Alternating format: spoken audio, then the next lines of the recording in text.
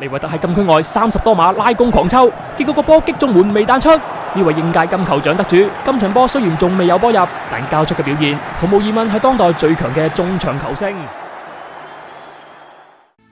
歡迎翻嚟 LF90，我係 Al 波叔。琴晚唔知道大家有冇捱夜睇波，收睇歐洲區嘅世界盃席位附加賽呢？截至呢條片嘅製作時間，其實賽果係點，波叔就仲未知道嘅。不過有幾隊波自己就私心好想佢哋過到關啦。當中除咗有唔少人情有獨鍾嘅意大利之外，仲有兩支昔日做開賽事黑馬嘅球隊，我都想喺今屆世界盃度見得翻。佢哋一隊就係今年年頭同大家回味過嘅羅馬尼亞，而另一隊就係今集主角，曾經喺04年歐國盃大打熱血全公認足球嘅捷克。想知道點解波叔會中意呢隊波嘅話，睇完今集佢哋喺04年決戰荷蘭嘅經典之後，相信你一定會揾到答案。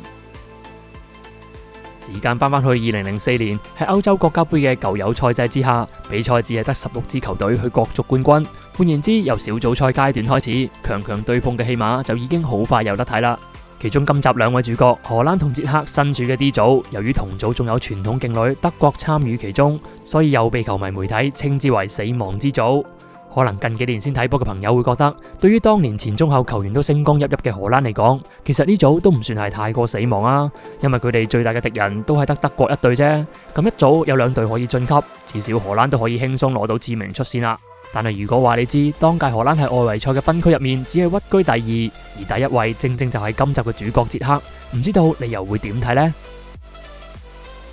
喺當屆外圍賽階段，捷克雖然分咗同荷蘭同組，但係仍然取得7勝1和嘅不敗成績，將對方逼到去踢附加賽嘅路上。到底捷克呢支自從獨立後從未踢過世界盃，兼喺上屆歐國盃小組賽就草草出局嘅球隊，因乜解救會突然脫胎換骨呢？相信原因同傳奇領隊布克蘭嘅上任執教有好大嘅關係。呢位奧地利籍嘅教頭一直以嚟都全力推崇進攻足球嘅踢法，而捷克喺佢嘅帶領之下，02至03年期間喺各項賽事一直保持不敗，而且仲喺19場比賽入面攻入咗53球，毫無疑問係當時球壇其中一支火力最強嘅隊伍。值得一提嘅係，雖然捷克嘅陣容聲味或者不及荷蘭，但係當時佢哋亦都坐擁斯治、利維特、路斯基同埋真高拿等等嘅實力猛將，所以實際交手踢起上嚟，邊一隊面對捷克都真係冇話可以睇定離色。喺今集同荷蘭交手之前，捷克喺第一輪小組賽已經贏咗拉脫維亞全取3分，而荷蘭就只係同德國握手言和各得1分。換言之，今日呢場第二輪小組賽，荷蘭反而係壓力更大嘅一方。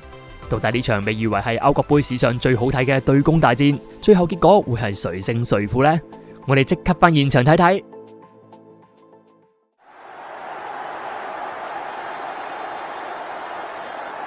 陣容方面，全力搶分嘅荷蘭由領隊艾和卡特排出4-3-3陣式，門將係雲達沙，一隊中堅由布馬拍檔史譚出任，而左右兩閘分別係雲邦可斯同埋希丁加。中場方面有老將兼隊長高古踢單防中，而喺佢嘅身邊仲有斯多夫同埋戴維斯一齊助攻助守。最後前場進攻嘅三叉戟，除咗有年輕嘅洛賓同埋雲達美迪之外，當然唔少得禁區之王雲魯雲尼斯達內。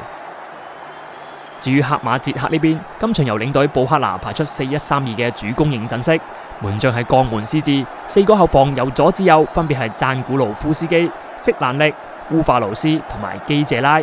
中場方面有加拉石踢單防中，而犧牲防守換取翻嚟嘅攻擊中場線，左中右分別係利維特、路斯基同埋普波斯基。最後前場雙箭頭仲有巴魯士同埋身高超過2米嘅空中霸王真高拿。對於兩隊波嚟講，同樣不容有失嘅第二場分組賽，由白衫白褲嘅捷克首先開波。上半場開始咗未夠2分鐘，路斯基喺禁區外巧妙挑傳，真高拿走位接應，球不着地勁射高出。話咁快捷克就交出咗今場第一腳射門。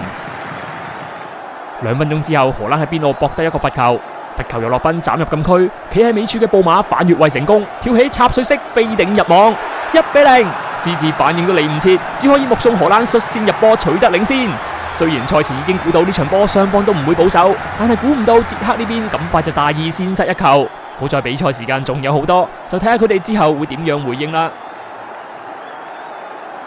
重新開波之後，捷克果然即時加強進攻，不過估唔到嘅係荷蘭呢邊都冇放軟手嘅。第7分鐘，斯多夫主射罰球貼住柱邊出界，呢位出名中意揀波踢嘅荷蘭球星，唔通今日決定要認真翻次？跟接落嚟嘅10分鐘時間，畫面基本上都係捷克呢邊嘅攻勢，只不過荷蘭以史譚為首嘅防線，開場至今一直表現穩固，未有出現破綻，俾捷克有機可乘。第17分鐘，戴維斯同雲魯齊齊鋪橋搭路，可惜負責最後一擊嘅斯多夫角度攞得太盡，結果未能命中目標。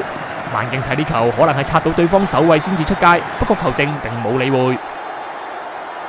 荷蘭攞少個角球都唔緊要啊，因為2分鐘之後佢哋仲有更大嘅收穫。戴維斯一腳趟穿捷克防線，洛賓高速接應，唔貪功傳俾雲魯輕鬆埋齋，2-0，荷蘭再下一城。場波未到20分鐘就已經2球領先，難怪平時冷靜嘅教練同埋球員都表現得異常興奮。相反捷克呢邊睇嚟形勢真係不容樂觀啊！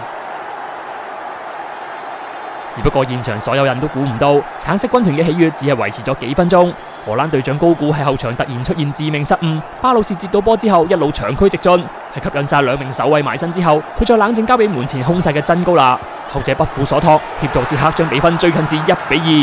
今場波第3個入球就咁出現，而呢個時候比賽只係去到第23分鐘咋，睇嚟咁快談論輸贏都仲係言之尚早啊！重新開波之後，追翻1球嘅捷克士氣明顯更旺，不過喺第28分鐘，比賽出現咗一個爭議判決。雲魯喺禁區攞到波，諗住轉身起腳，但係被烏法勞斯抱到跌低，而大家都估唔到，對於呢個明顯犯規，球證竟然並冇任何表示。隨後化悲憤為力量嘅荷蘭接連出現咗多個入球機會，先有希丁加後上嘅遠射被斯治驚險撲出，然後再有斯多夫嘅重炮射門由柱邊出界。如果呢球再過多2個波位，睇怕斯治都要舉手投降啦。第39分鐘，利維特吸引防守注意後交俾隊友，真高拿喺2人力逼之下嘗試用後腳射門失敗，雖然唔入，但係呢位2米高嘅巨人真係比想象中靈活得多啊！2分鐘之後，洛賓回傳助攻，戴維斯掃把腳擊中門柱彈出。如果入埋呢球，再度拉開領先優勢，相信捷克嘅士氣肯定會大打折扣。最終上半場喺2隊對攻到尾嘅情況下結束，荷蘭暫時以2-1領先捷克。依家雙方要先行翻入更衣室，稍作休息，換邊之後再分高下。喺睇下半場之前，希望可以先俾個 like 同埋撳個訂閱。如果想睇新片預告同埋更多足球資訊嘅，就記得 follow 埋 LF90 嘅 IG 啦。下半場出翻嚟嘅頭10分鐘，捷克嘅進攻慾望非常強烈。當年嘅媒體講笑咁講，話布克南每次中場休息都唔知俾咗啲乜嘢捷克嘅球員食，令佢哋喺下半場往往都會更加充滿力量，好似有無限體力咁。依家就睇下佢哋有冇辦法再追到球先啦。第55分鐘，利維特喺禁區外攞到波，轉身直接抽埋去，只不過雲達沙早有準備，飛身將個波一抱入懷。3分鐘之後，洛賓喺左路精準傳入禁區，雲魯近距離頭槌曲門，被斯治神救撲出。慢鏡再睇呢球，斯治嘅撲救真係無愧江門之名啊！不過今場波嘅傳奇門神仲有一個，第65分鐘後備入替嘅史米沙獲得黃金機會，不過雲達沙亦都用神救還以顏色，喺佢嘅力挽狂瀾之下，荷蘭驚險避過一劫。只不過後防多次敲響警號嘅荷蘭，去到第70分鐘始終出事，真高拿接應傳中，用心口搭個炮台，巴魯士後上窩里狂抽，個波直飛左上角入網，2-2，攻足成個下半場嘅捷克終於收到回報。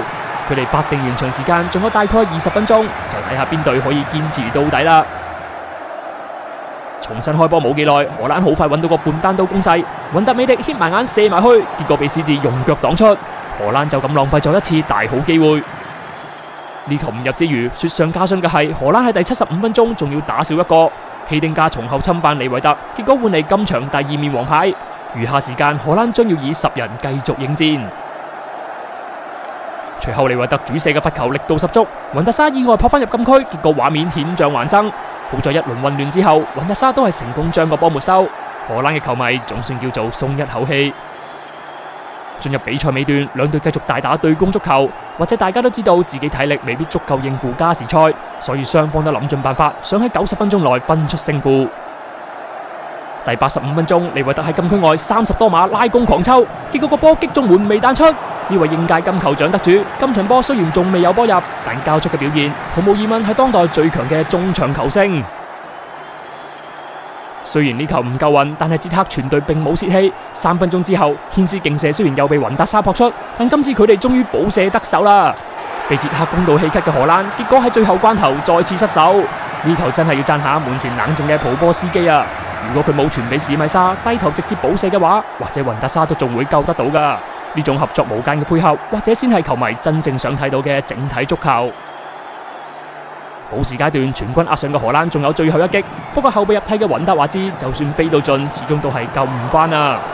最終荷蘭喺領先2球嘅情況下，被捷克連追3球絕殺反勝。小組2連勝嘅捷克成為首支晉級淘汰賽嘅球隊。後續嘅發展係點？我哋轉個頭再講。今場波可以話有齊晒所有令足球變得精彩嘅元素喺度，兩隊由頭攻到落尾，大手交易，中主中楣，仲有紅牌10人應戰同埋絕殺反勝劇本。以上所有元素加埋，令歐洲足協官方都將呢場波評為最經典嘅賽事之一。而今集大放異彩嘅捷克，後續故事亦都繼續精彩。首先，佢哋喺小組賽尾輪以後備輪換嘅班底再下一城，擊敗埋德國呢支賽事大熱門。而且同之前2場小組賽一樣，捷克每次都係喺先落後嘅情況下熱血追和，再反勝對手。結果呢種充滿激情嘅踢法，再加上3戰全勝嘅表現，令捷克由晉級淘汰賽一刻開始就成為咗越嚟越多球迷嘅追捧對象。後來嚟到淘汰賽階段，捷克8強面對丹麥，繼續冇令球迷失望，全場喺攻守兩端不停奔走，最終以3-0技術性擊敗丹麥，昂首闊步闖入4強。喺呢場波過後，有記者訪問布克拿有咩致勝關鍵，而呢位傳奇教頭直言不諱，話自己只係一直要求隊波不停跑動，盡情放膽進攻，因為只要俾對手入到1球，勝利就一定會落喺自己手上。就係呢番簡單嘅說話，令捷克當屆永遠都將進攻放喺首位，然後交出一場又一場令球迷賞心悅目嘅精彩演出。下一幕，當捷克嘅4強對手確定為另一支黑馬隊伍希臘嘅時候，全世界絕大部分嘅球迷都認為捷克已經半隻腳闖入決賽。但係有未來視嘅我哋都好清楚結果係點，希臘全場死守，捷克狂攻無效，最終喺加時賽，捷克被希臘以一個角球攻勢絕殺，球隊隊史嘅黃金一代故事，估唔到就咁樣突然完結。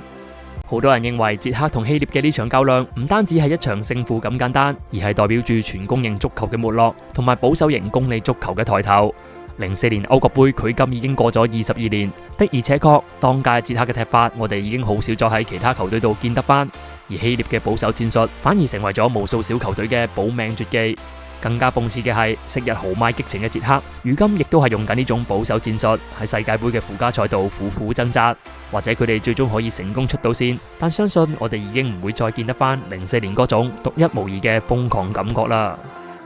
今集嚟到呢度就吹雞完場啦，歡迎留言分享你哋嘅回憶同埋睇法。我係阿波叔，我哋下集再見。